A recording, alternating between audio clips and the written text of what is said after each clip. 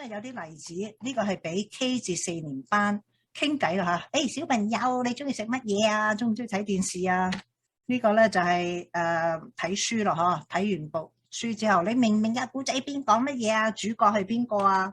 由呢個咧就係表達啦嚇。12生肖啊，有呢啲動物啊咁而家咧又嚟俾你練習一下啦。咁嗱，你先咧一陣間我俾少少精武門嚇 Fist of Fury 啊，你睇由你話俾我聽，佢究竟屬於 interpersonal、interpreter 定係？平時我哋教嘅時候，你寫完一次咁啲細路，你寫得深啲，佢就究竟係橫先定係直先啊？咁呢個佢就可以繼續係咁睇咯。咁亦都俾呢一個死板嘅方式好多一個，即係我覺得而家啲小朋友咧，你係唔喐嗰啲嘢，佢未必會睇嘅，即使圖片。咁所以有嘢喐咧，佢就會多 stimulation 少少，佢就會更加會有興趣去接觸。咁就係呢個係其中一個 sample 啦，亦都係嘅口語溝通，聽同講先。咁所以我哋堅持用粵文，就係因為粵文就係每一隻字就係翻你點樣講，點樣表達。咁所以咧，係啦，我哋就係我哋叫做 oral before literacy。你先熟習咗聽同講先，然之後再轉換去閱讀中文字。咁呢個就係我哋冚唪唥語文其中一個目標啦。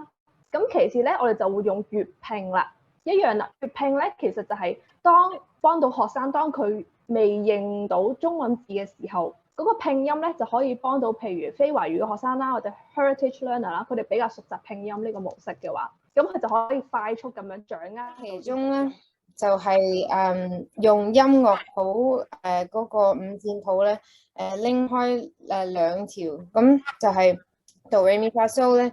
之後因為個空間同埋喺條線上面都有一個音調啊嘛，咁我就淨係拆咗兩條就可以有五層嘅音調咯，咁就Do Re Mi Fa So啦。咁我哋間學校咧就係由幼兒園去到8年級嘅。我哋由幼兒園到3年級咧，每一日80%八成咧係用廣東話開始去教書嘅。可以教數學啦，係用廣東話啦。然後有中文班啦。我哋可能有啲社會學啊、科學啊呢啲科目咧，都係用廣東話去教。跟住咧有20%嘅時間咧 ，20% 係教英文嘅。英文課，跟住去到4、5年級嘅時候咧，啲時間係分開一半一半啦，有半日係用英文教，有半日係用中文教。跟住去到初中部嘅時候，6到8年級咧就係分開科目嘅，然後去到6年級開始咧就會加語言啦，去大家會有交流嘅時候，會更加去加深印象咯。咁當然我哋會鼓勵啦，父母多啲日常對佢有粵語對答係最好嘅。但係如果冇都冇辦法嘅，咁我哋就唯有喺課堂嘅時候有咁多講咁多啦。咁對佢呢個閱讀能力就會有正面嘅幫助啦。咁如果係一啲非華語家庭，爹哋媽咪都唔識嘅，咁可能你哋即係老師咧就要揾多啲 resources 去幫佢。Yellow 嘅8個母音串法可以分成3大類。係右手邊就係用嚟寫後邊圓唇母音嘅，係左手邊就係寫前邊非圓唇嘅，中間寫其餘母音嘅，前邊後邊高低等都係指條脷至上高嘅部分喺邊度。你知唔知個立波係咩意思？立咪 warning 啊？係。警告啊！警告你唔好再係咁咯喎！係啊，最後其實就係最後通牒，好瞓覺咯喎，係，好瞓覺咯喎！喂，你家長成日用啦，嗱，所以就係睇下你嘅教學對象係咩人咧？你教學對象係屋企有小朋友嘅，咁你呢個好瞓覺啦，播咪好有用。我呢度咧有2個圖啦，我覺得。你哋可能都係可以，即係睇到都係會明白係咩意思。左邊嘅嗰個咧就係好經典嘅 Tiger Mom。右邊咧係個 meme 啦，即係平時你哋可能有睇到嘅係 Angry Asian Dad 咁樣，即係譬如講你考試考咗99分，佢會問你，咁你嘅100分咧，你嗰1分去咗邊度？就咁嘅意思。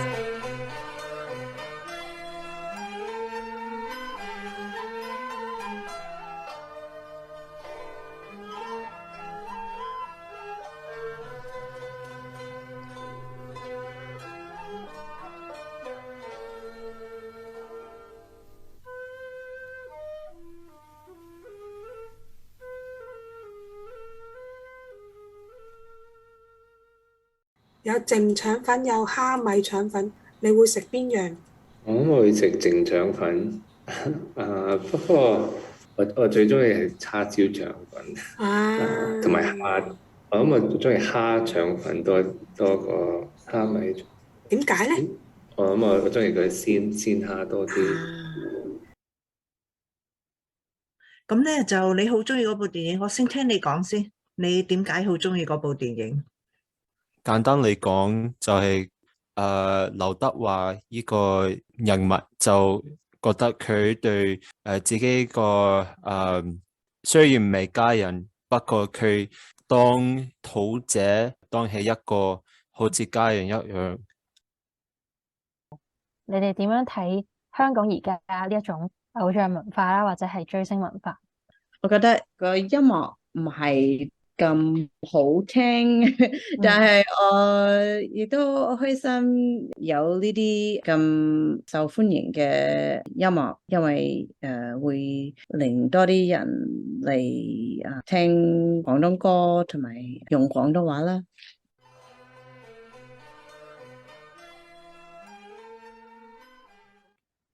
唐人街一直被主流社會神秘化同誤解，就如華人同亞裔人喺北美生活一樣被邊緣化。其實北美所有啲唐人街係俾新移民嘅一個安樂窩，可以講翻自己熟悉嘅語言，食翻自己熟悉啲口味，亦係一個有助新移民同埋佢哋後代融入當地社會嘅地區。我哋會走去美國、加拿大唔同地方啲唐人街，逐個為大家介紹。喺呢一條片，我同其他3位會講翻一啲唐人街回憶。大家熟悉嘅唐人街主要位於羅省河11號同埋101號公路中間，喺1938年已經成立。我哋日後亦會有另一條片講翻唐人街嘅歷史。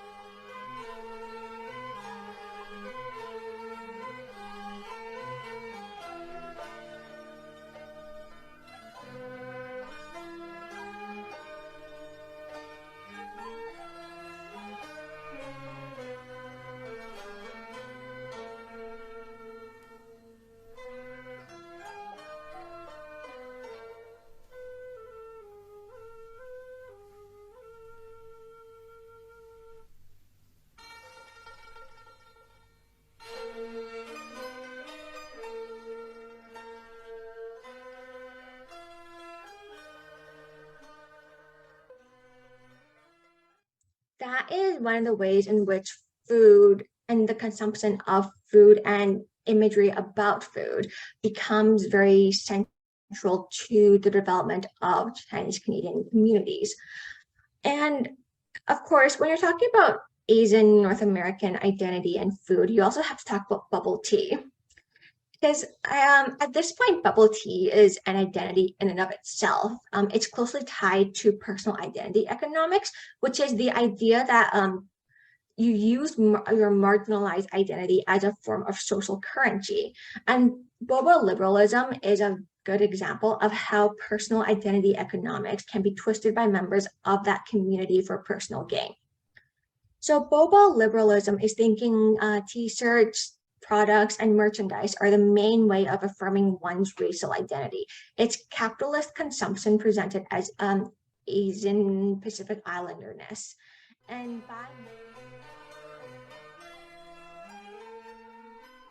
bilingualism is a continuum, right? There's no way in, no way out of that, right?